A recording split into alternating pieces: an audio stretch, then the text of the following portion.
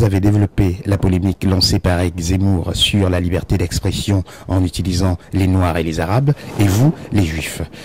Croyez-vous que le problème essentiel de la polémique est la défense de l'expression, l'utilisation des minorités à des fins politiques, ou bien l'évolution sociale de la société mal connue par des acteurs politiques? Jusqu'à présent, moi j'ai toujours soutenu la liberté d'expression. Alors évidemment, lorsqu'on s'attaque aux minorités visibles, comme l'a fait Éric Zemmour, c'est facile. D'ailleurs, il y a un procès, il faut attendre le résultat, on ne peut pas parler au nom de la justice. Mais attendons le compte-rendu de cette audience, enfin en tout au moins le résultat du délibéré. Moi je pense que le communautarisme en France est en train de s'installer, qu'il y a eu un grand revirement entre les périodes antiracistes de la gauche qui a instrumentalisé un petit peu le Parti socialiste, les grands mouvements antiracistes, et qui en fait s'en sont servis politiquement. Et aujourd'hui, il y a un retour au communautarisme assumé, et le curseur, c'est toujours la même communauté en réalité, qui va de l'un à l'autre, c'est-à-dire la communauté juive qui a eu aujourd'hui et qui a avec ces organisations, alors je ne parle pas des juifs en général, il n'y a pas d'amalgame, il y en a plein qui ne se sentent pas concernés par le lobby juif, mais le lobby juif en France est très puissant, et dans le monde, mais en France il est particulièrement puissant. Il y a un organe qui s'appelle le CRIF qui rassemble chaque année les élus de la République jusqu'au président de la République. Tous les ministres sont convoqués, on leur donne quasiment une feuille de route, on leur explique ce qui est bien, ce qui n'est pas bien, et c'est ça le vrai danger aujourd'hui de la France et les dangers de la République. Éric Zemmour, faisant partie de cette dynamique, jusqu'à présent il avait une cohérence, il parlait de la France, et puis maintenant il commence à attaquer le Hezbollah, il commence à attaquer les grands mouvements de résistance internationaux, les grands mouvements d'espoir, j'ai envie de les appeler comme ça, pour beaucoup de gens, des gens comme moi, et beaucoup de gens qui nous regardent là, qui sont en Afrique, qui sont aussi dans le Maghreb et au Moyen-Orient.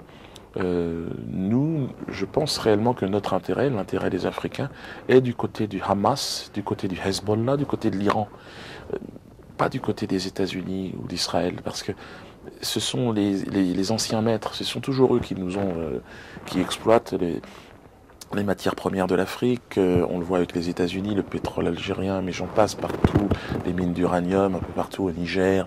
Il y a aujourd'hui une volonté d'indépendance. Et les exemples sont évidemment le leader de ce courant, c'est Mahmoud Ahmadinejad. Il ne se bat pas au nom de l'islam. Lui, il vient de l'islam. C'est une république islamique, mais il s'adresse au monde entier. Et aujourd'hui, à Beyrouth, ce sont les chrétiens et les musulmans qui, main dans la main, ont repoussé l'empire israélo-américain, l'empire américano-sioniste, on va dire. Donc c'est pour ça que moi je suis un humoriste qui a, par ses voyages, pris conscience de tout cela. Et quand on est à Yaoundé, à Cotonou, à Abidjan, il faut qu'on ait conscience que le problème et les malheurs de l'Afrique viennent essentiellement d'une redistribution du monde, des cartes du monde, par les intérêts économiques, la Banque mondiale, l'industrie, les médias. Les choses sont en train d'évoluer. Et il y a des courants aujourd'hui divergents. Et je pense réellement que cette libération, ce vent de révolte et de libération du peuple tunisien est en train de prendre aujourd'hui un peu partout en Afrique. Alors, quel est votre regard, pour revenir un petit peu en France, quel est votre regard sur la société française, c'est-à-dire la place des minorités et en particulier des Noirs en France? Être noir en France, ça a toujours été compliqué, mais je veux dire, on ne va pas se plaindre par rapport à l'histoire, puisque dans l'histoire, le traitement était encore plus violent qu'avant. Là, aujourd'hui, ça reste des humiliations, difficultés pour se trouver un logement, du travail, une discrimination à l'entrée des discothèques pour certains. Bon, ça a toujours existé, ça continuera encore à exister, tant que nous n'aurons pas pris conscience de l'importance du combat de libération. Nous n'aurons pas de libération, nous ne pourrons pas faire l'économie d'une véritable résistance, d'un véritable combat. ce n'est pas en pleurnichant qu'on obtiendra notre libération. Il faut donc s'engager, comme le font les gens du Hezbollah, les gens du Hamas. Je les cite parce que ce sont des exemples pour moi.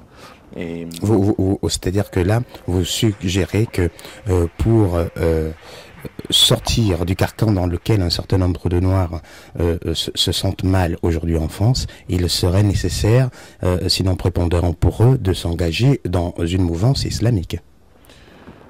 Moi, je pense que... Non, y compris pour ceux qui ne sont pas chrétiens. Je pense que... Chrétiens ou pas. Moi, je parle pour ceux qui sont chrétiens, puisque je suis issu de ce milieu. L'islam est quelque chose qui n'est pas sectaire. Alors, il y a des gens qui vivent leur islam comme les gens qui vivent leur chrétienté, enfin, leur révélation chrétienne comme ils l'entendent. Moi, ce que je dis, c'est que les seuls combattants, les seuls résistants sur la planète aujourd'hui sont les combattants qui viennent de l'islam. Mais au Liban, chrétiens et musulmans ont réussi à former un gouvernement. C'est le gouvernement actuel. C'est ça qui est important. C'est-à-dire que c'est de marcher ensemble. Ça ne veut pas dire de quitter. Ils ont du mal. Ce gouvernement ne tient pas. Si il est en train, c'est la première fois qu'il est là. Il est en place en Égypte. Les frères musulmans sont en train aussi de s'organiser et certainement ils vont prendre le contrôle de ce pays. Et c'est très bien. Moi, je dis simplement, il appartient aux chrétiens de faire la même chose en Afrique. Alors, mais aux côtés des combattants musulmans, parce que c'est ça. Juste une parenthèse. Il n'y a que dans une entente avec le monde musulman que nous nous libérerons. Il n'y aura pas de libération autre, c'est impossible. Bien sûr, Dido.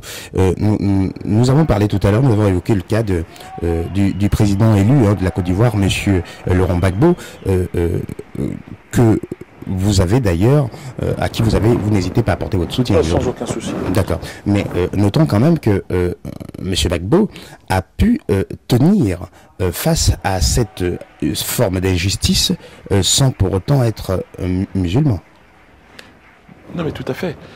Je pense vous comprenez ce que je veux dire? Non, mais moi je ne peux pas dire aux chrétiens, devenez musulmans. Je suis chrétien. Je dis juste, nous devons combattre avec les musulmans, ensemble. Il faut comprendre que M. Ouattara, ça n'est pas un parti, il n'est pas lié aux frères musulmans, il est lié aux Américains. Mais surtout que d'après des informations, il serait plutôt bouddhiste, hein, d'après. Oui, puis en tout cas, il ne se bat pas. Il ne se bat pas pour l'islam. Son cheval de bataille, il s'agit des États-Unis. Il est clairement le candidat des Occidentaux.